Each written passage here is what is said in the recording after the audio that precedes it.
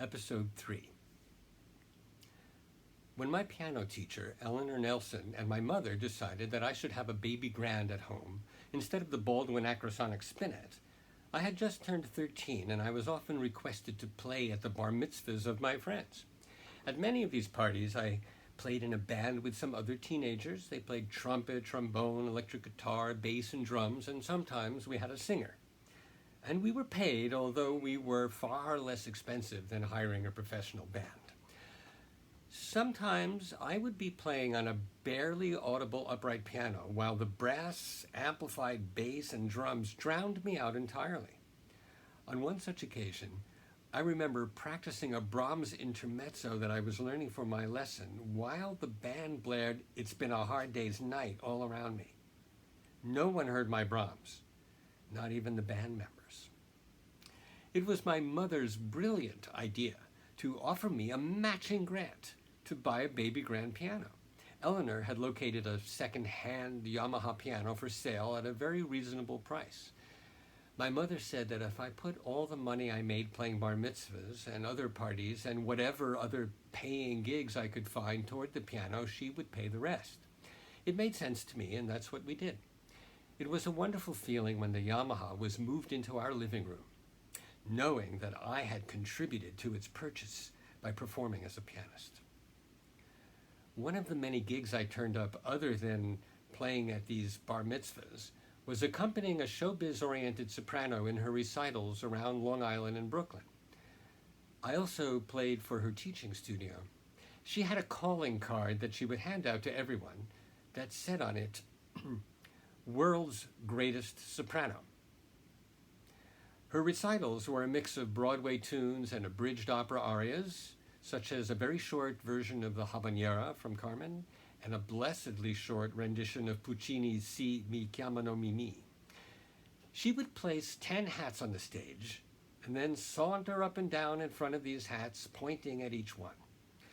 As the audience applauded loudly for a particular hat, she would put that one on and announce which opera or show tune she would sing while wearing that hat.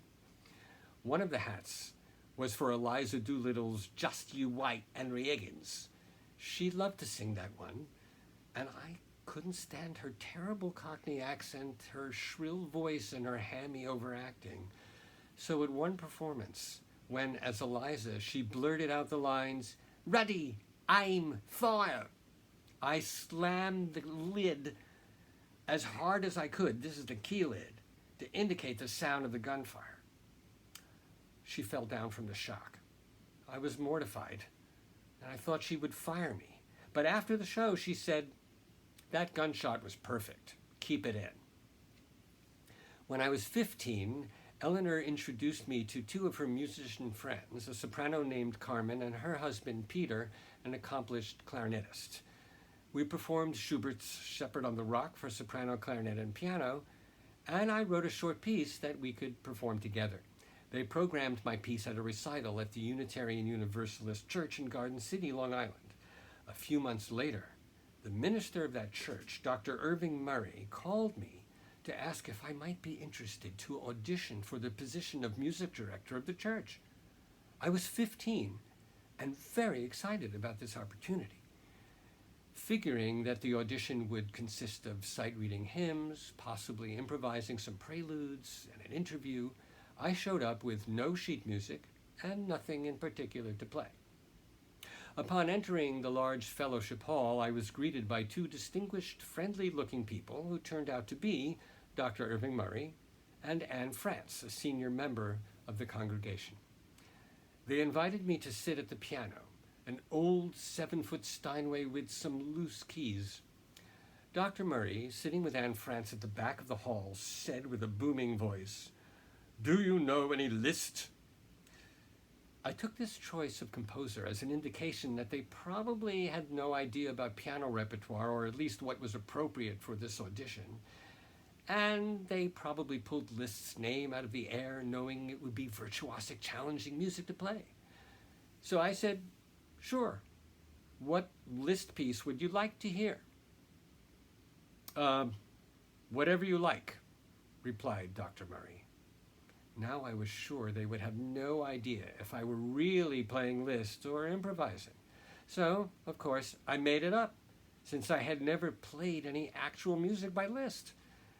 After a slow inhale, I let the music explode on the keyboard. Crashing diminished seventh chords and tumultuous chromatic scales eventually gave way to lyrical music, suggesting an ecstatic revelation, and then a quiet meditation, and finally a sudden outburst of whole tone scales, which soon became chromatic, and then an ocean of major chord arpeggios supporting a transcendent melody in octaves, and then crash, bang, boom, it was over.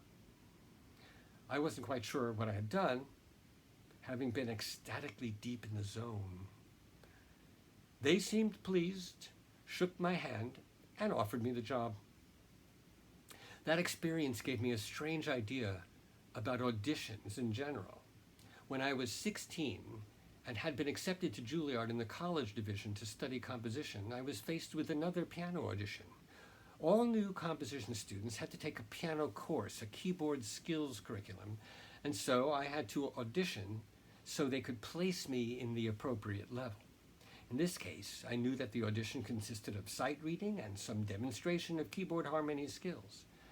I probably would not be improvising a fake Liszt piece at Juilliard, I assumed.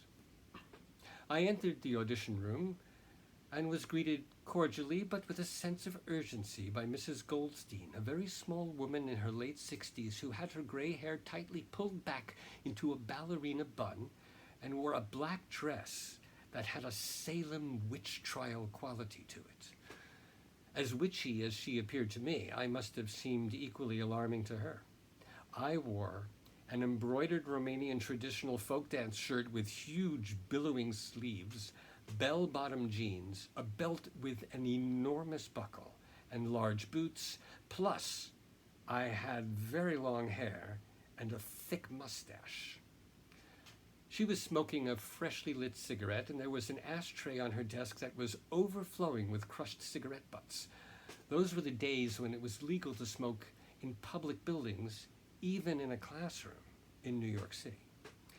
After a deep drag on her cigarette, Mrs. Goldstein asked me to sight read something that was sitting on the piano rack.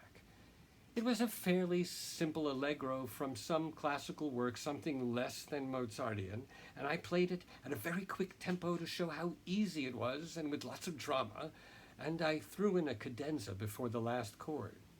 When it was done, she quickly placed the more difficult page of music on the rack, something that was probably by Bartok, I recall.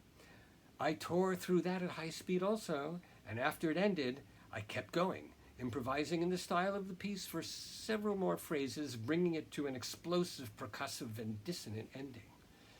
She inhaled too much on her cigarette, started coughing, but managed to say, "I see you are an improviser. Would you like to improvise a Turkish march for me?" Well, I knew the Alla Turca from Mozart K331, so I figured I would use that as a source of material. I played the rhythms of the Mozart, but with Bartokian harmonies, and let the music become frenzied, and then ended in a faster coda that sounded like a pulsating finale from a Prokofiev piano sonata. Mrs. Goldstein wrote something on a piece of paper, then thanked me and started to usher me to the door. Suddenly, I became nervous. "What level piano class are you assigning to me?" I asked, concerned that I might have to start at the beginning for some reason, perhaps because I took too many liberties and was out of control. Maybe my improvisation was terrible. She looked at me quizzically and said, "What level? No level. I think you had better not take a piano class. What would they do with you?" She smiled and nodded goodbye as she waved her hand, signaling the next victim to enter the room.